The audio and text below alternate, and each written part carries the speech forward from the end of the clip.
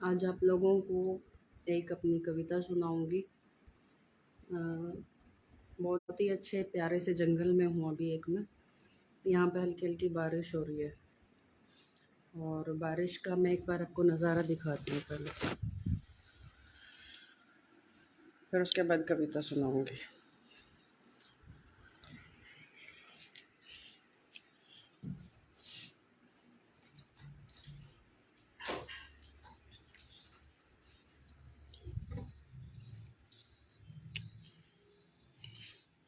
हल्की हल्की बूंदाबांदी हो रही है यहाँ पे।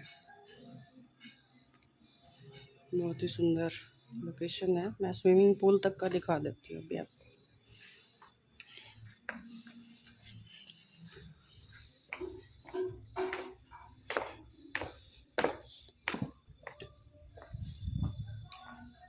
बैम्बू लगे हुए हैं, बैम्बू ट्री।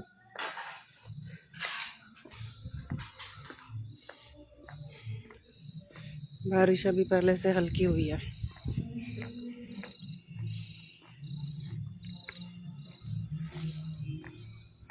ये स्विमिंग पूल है जो यहाँ का बहुत ही सुंदर अट्रैक्शन भी है। सुबह जंगल सफारी है।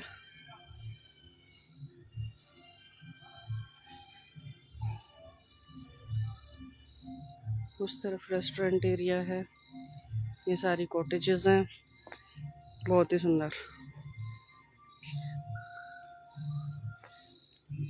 आज मैं लाइव आई हूँ अपनी एक पोइट्री सुनाने के लिए आप लोगों को।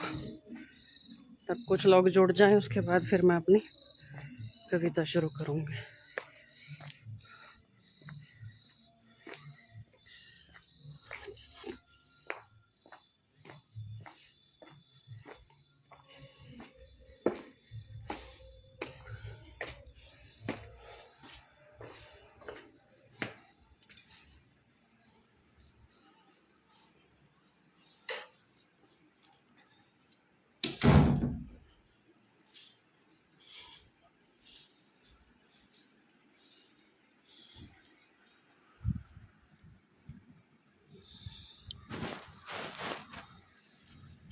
तो जो आज कविता मैं सुनाने जा रही हूँ आप लोगों को, इस कविता का अभी टाइटल नहीं रखा है। ये कविता लिखी है 2 फरवरी 2023 को। ये कहानी है एक बंजारन और उसके बिछड़े हुए जंगली फूल की। अच्छा, तो कहानी शुरू कैसे होती है ये तो बताओ माधवी जी। जैसा कि आप सब लोग देखते हैं कि मेरी जो कविताएं हैं वो संवाद शैली में होती है, तो ये कविता भी संवाद शैली में ही लिखी गई है। बताती हूँ, ज़रा हुक्का तो जलाओ, ज़रा अपने दिमाग को ताला लगा तिजोरी में छोड़ाओ और एक दीपक जलाओ। क्यों, क्या, क्यों, कैसे, कहाँ, कब, किसको आज एक दिन के लिए भूल जाओ। एक बार एक बंजारन थी, पूरी दुनिया घूम रही थी, एक शहर से दूसरे शहर, काफिले पर काफिले उसके पीछे चल पड़े। उसकी पायल के घुंघरू बनकर बजने लगे अनहद की धुन से। तो कभी रंगरेज के परिंदे 7 रंग बनकर दुपट्टे में उड़ते, पर फिर भी कुछ खाली था, जैसे एक बगीचा बिन माली था। कविताओं में उसकी एक छंद गाली था, वो जिसके विरह में थी वो भी उसका सवाल ही था। अब इस जंगली फूल के बारे में तो कुछ बताओ। ये एक लड़का था जो देखने में लगता है बहुत बहुत बहुत बड़ा, लगभग 6 फीट 90 किलो, पर दिल को स्कैन किया तो देखा बचपन की दहलीज पर अड़ा लगता है और अपनी माँ को ढूंढता सवाल सा वो मुस्कुराता था और अपने जख्म छुपाता था, आंसुओं को अपने अकेले ही पी जाता था। फिर एक दिन उसने देखा उसी बंजारन को गांव के काफिले में, और वो तो बिल्कुल पागल थी, समझदारी से उसका कोई लेना देना नहीं था। टेढ़ी मेढ़ी भाषा, मोटी मोटी आंखें, बादल जैसी हंसती गरजती, मीरा जैसी नाचती, सूरज की तरह सबको रंगों से भरती, कभी रूठ जाती कभी मान जाती, तितलियों की तरह फुदकती और अपनी ही कविताओं के रहस्य में गुम हो जाती, मिल जाती।